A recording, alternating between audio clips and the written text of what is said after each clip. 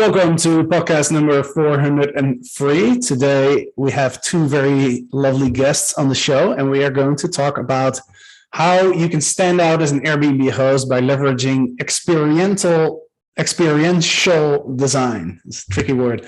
Welcome to the show, Kate and Bethany. They are the co-founders of Retreat Design, an all-in-one Airbnb experiential design company, and Kate is also a super host with 10 units under her umbrella, mostly in Joshua Tree. So Kate and Betsy, welcome to the show.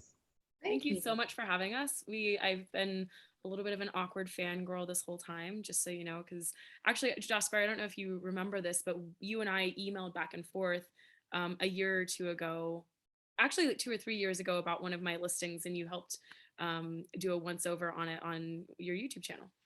Awesome. That's sweet. That's sweet.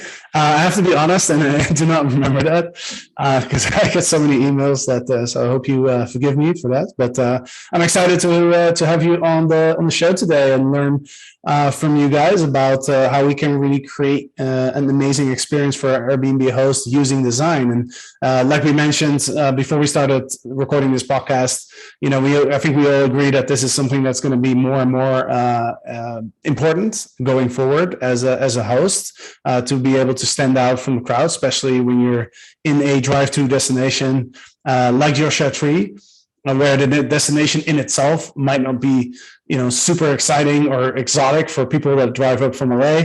But yeah, so that's why it's so important to create a unique experience. So let's dive right in. First of all, what is experiential design? Well, sure, I'll take this. Experiential design is really, because Airbnb is so different from residential, we really wanted to capture the idea that when hosts come for a visit, they want a residential experience, but it is about the experience. So we are hosting, we're designing as if we're hosting someone into our own homes, whether that, Airbnb is specifically for business only, and no one actually does live there full time. So the experiential design is really about all facets of the actual guest experience. Yeah, and you know what's really interesting? I was talking to somebody who was involved in a very big short-term rental company. It doesn't exist anymore, but they used to have a lot of units, and they had in one building they had the same type of units. They were all the same size. Everything was the same, except for some units had different interior design. And this person was telling me how one unit would literally outperform all of the other units by like 2x just because of the design, which kind of blew my mind.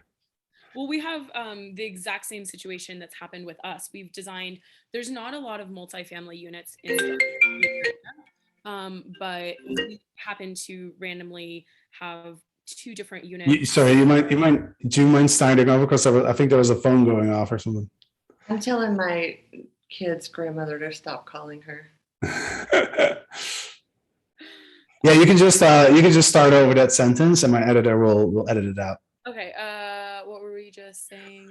We're talking about how one unit that's exactly the same as a different unit, except for the design, can do so much better.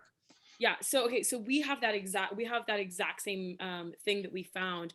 There's not a lot of multifamily units in the desert area that are being used for Airbnb, but randomly we happen to have two different duplexes that are under our umbrella that we've designed. And the most interesting thing happened is we, as an experiential design company, we look to utilize every single inch of a house into creating a cool experience, into creating something to do. So we took one duplex and we did one, which is we converted one of the garages into a yoga room.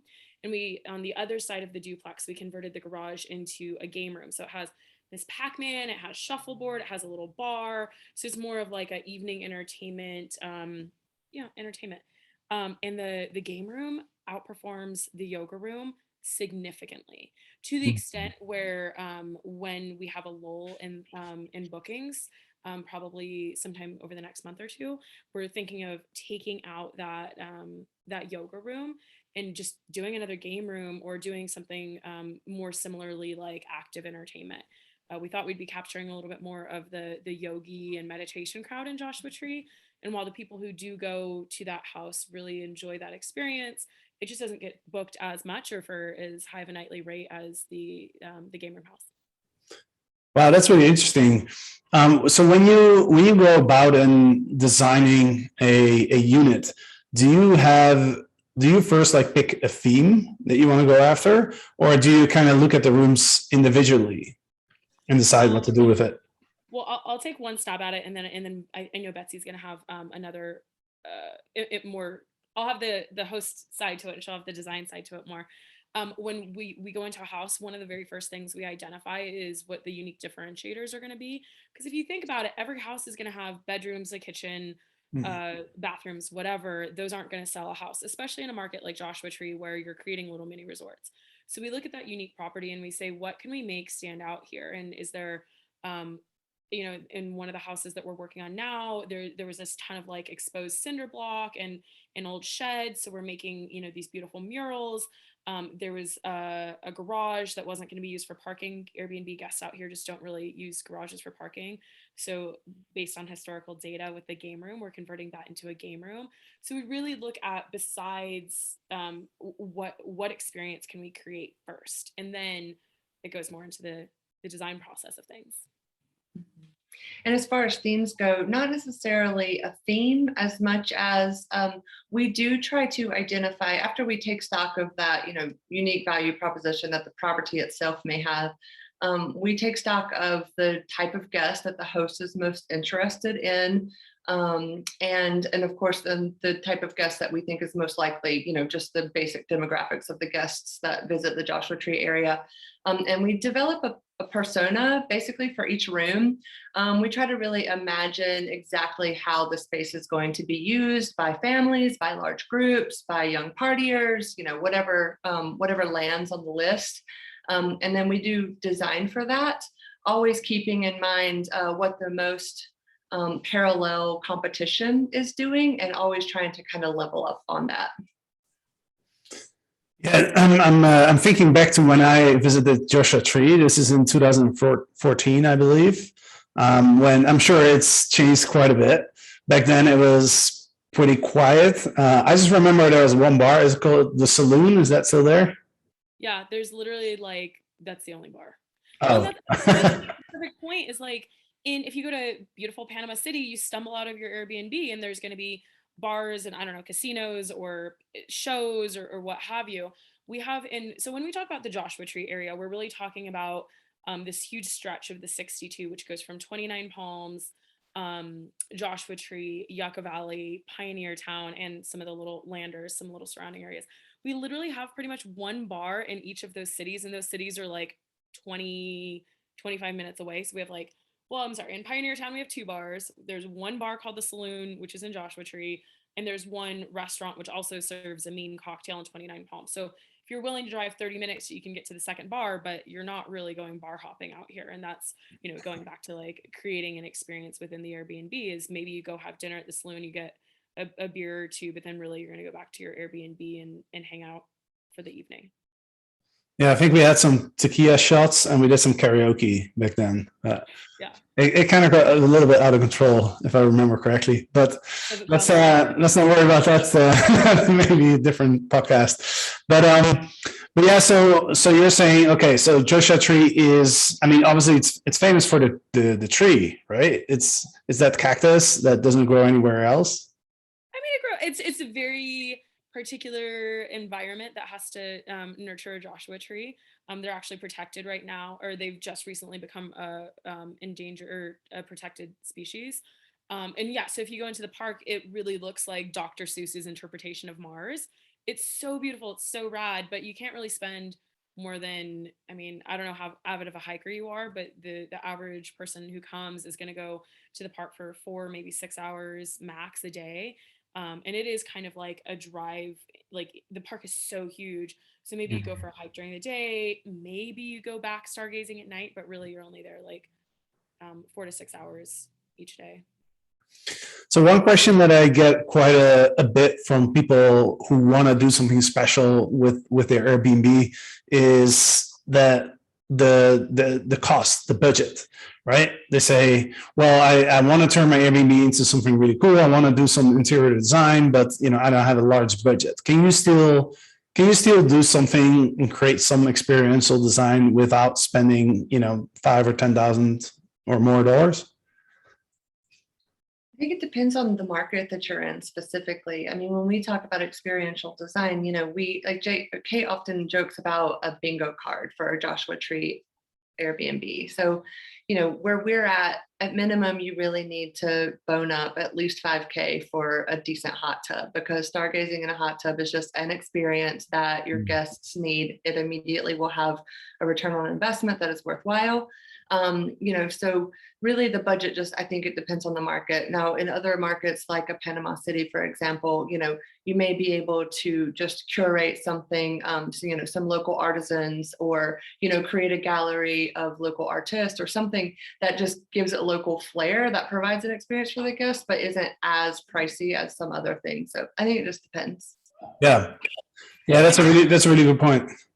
Honestly, Betsy and I, a little history, we were roommates when we were super broke and living in LA back in 2009.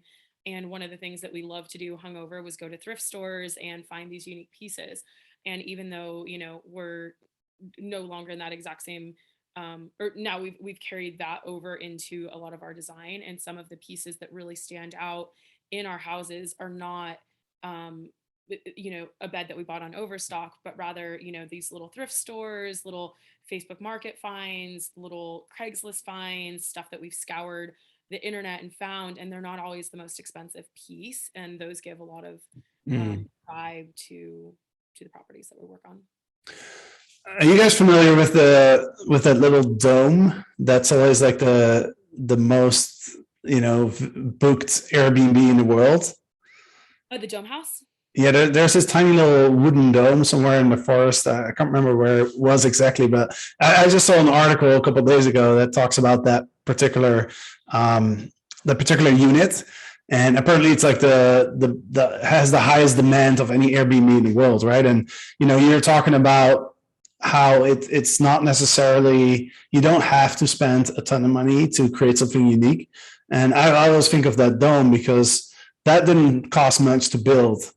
But people are paying hundreds and hundreds of dollars to stay there. I want to go there. It sounds awesome. One of the things, like, especially with Joshua Tree, it's for the past few years, it's made these lists of like, every investor rush and put all your money into Joshua Tree, which has totally saturated the market. But that's fine if you are willing to put in the cash and or sweat equity to make a unique property out here. But that's the thing, is you have to make a unique property. There is going to be some market correction, and I know everyone hates the idea of market correction, and it's not going to happen, but we're saturating a market there. Even though right now we're at about 3.5 million visitors annually in Joshua Tree, and it grows by just around 10% annually. At some point, there's just going to be, especially like hot desert months, if you don't have a unique property, you're not going to get booked, and you're going to start to see the cream rise to the top and the rest fall off. And so there's all these investors rushing out, and we talk to these people all the time, and they're like, we've never been to Joshua Tree.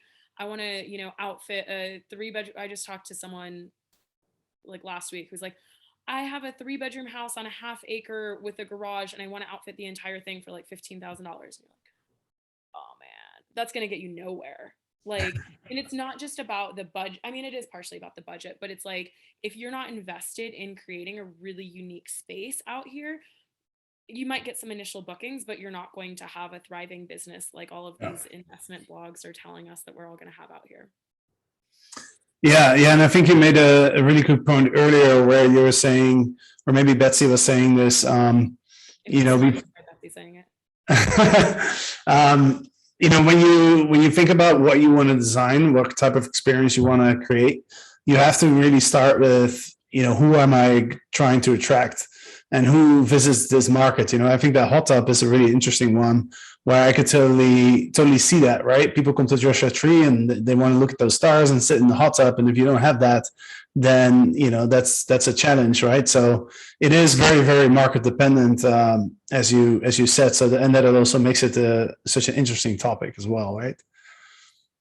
It's definitely something we actually have to work against.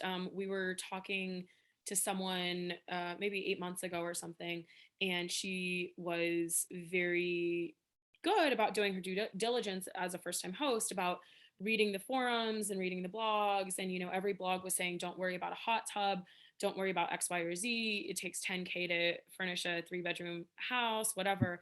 And we were telling her, like, no, that's a different market. In Joshua Tree, you have to have an outdoor experience. You have to have the fire pit, even if it's propane. You have to have, the barbecue and the hot tub and all these different things. And it's unique to this market.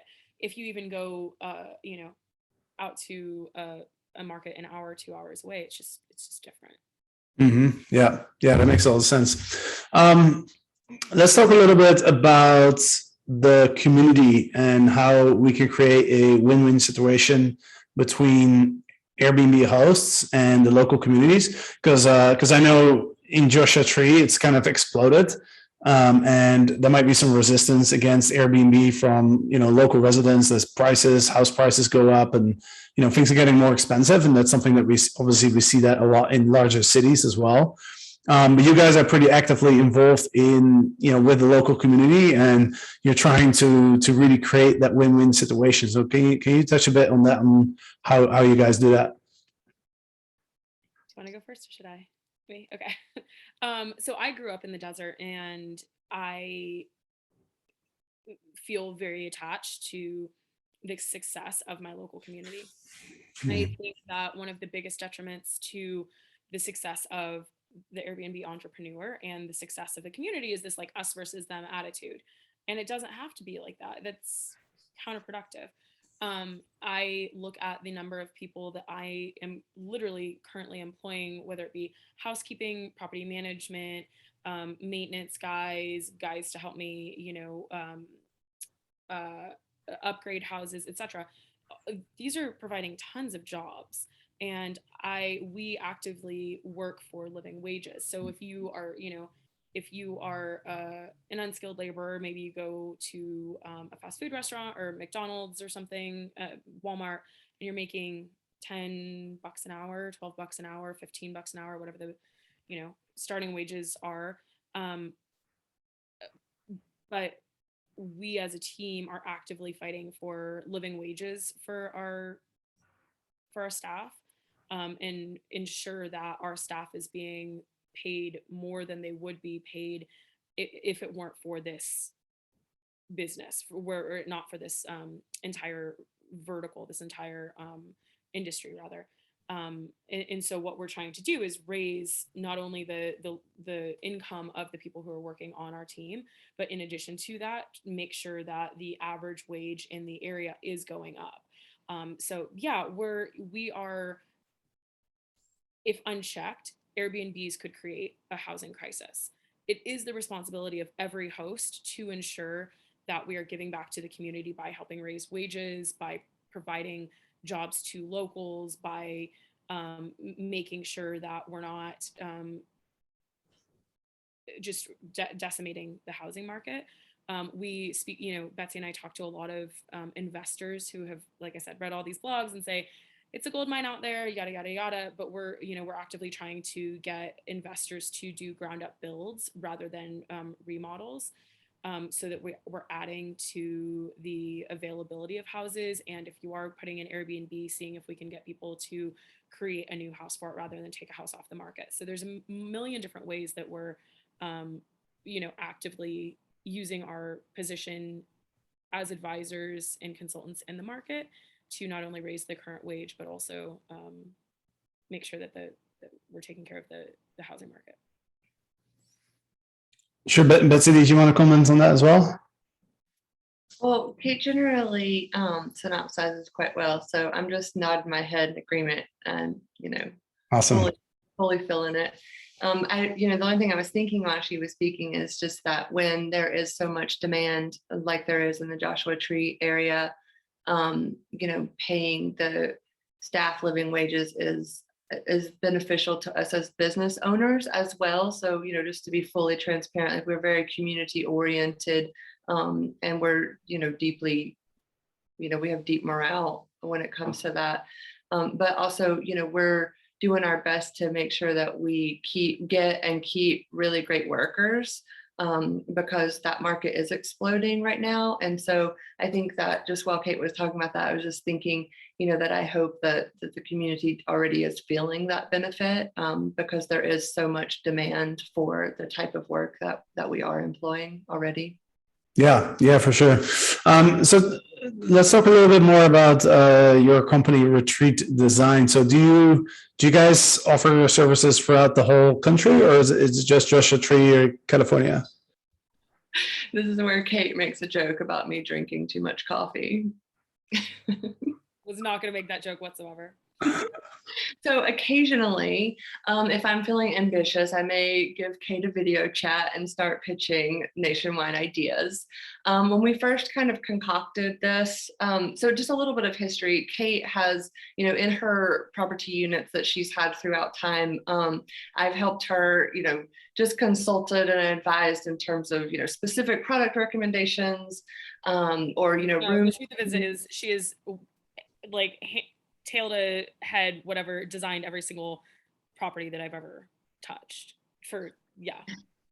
And so last year, after, this probably 7th or 8th one completed, I just over a weekend put together a website and was like, what, we're going to do this officially because I am doing it for free.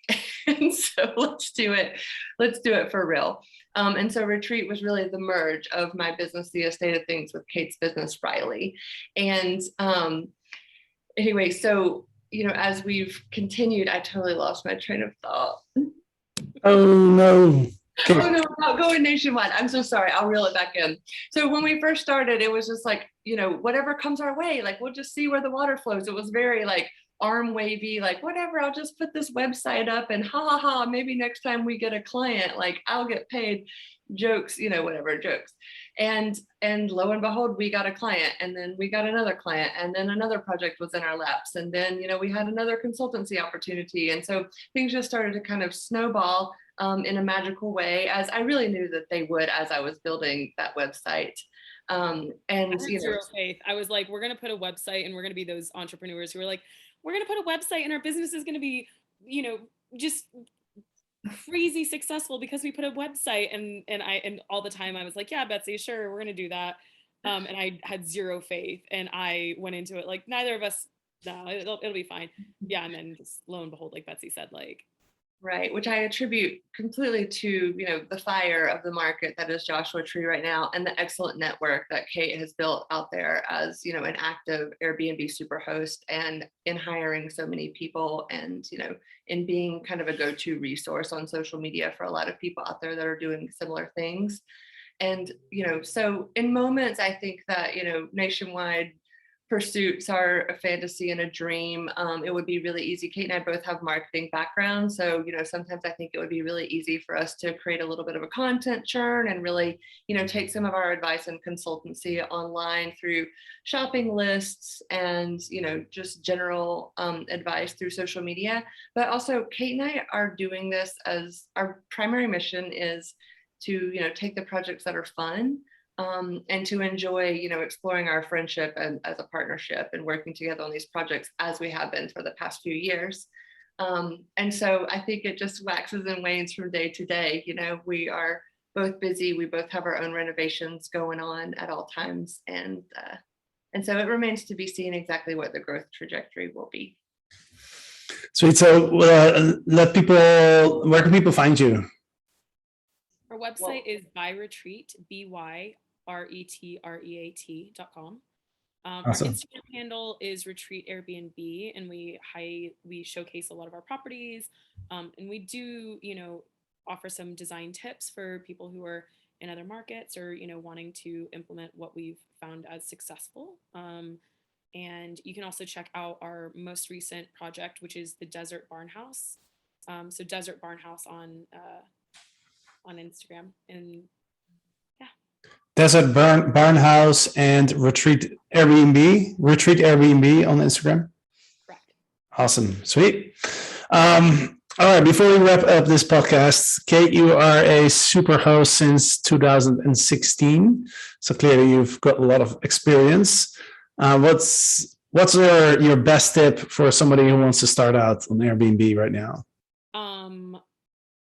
Think of your guest's experience and your guest happiness primarily. Money will follow. If you are looking at Airbnb hosting purely through a financial lens, there's going to be a little umami missing from your properties and from your business.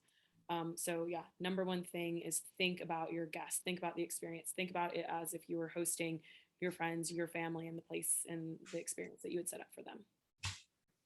Make your guest happy, and the money will follow. That's a good one. I like that. Sweet, guys. Oh, thank you so much for joining the show today.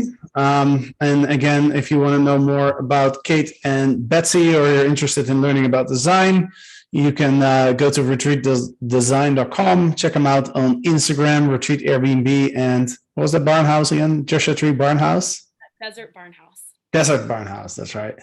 Awesome. The URL is actually byretreat.com. Oh, sorry, byretreat.com. But we'll have all the links and all the information, everything we talked about will be available on the show note page on getpaidforyourpad.com as well. Just click on podcast in the menu bar, and then you'll see every episode has show notes with links and all of that. So awesome. Well, thanks so much for being on the show. Any last thoughts before we wrap this up? Thank you so much, Jasper. Absolutely. It's been my pleasure. Having us.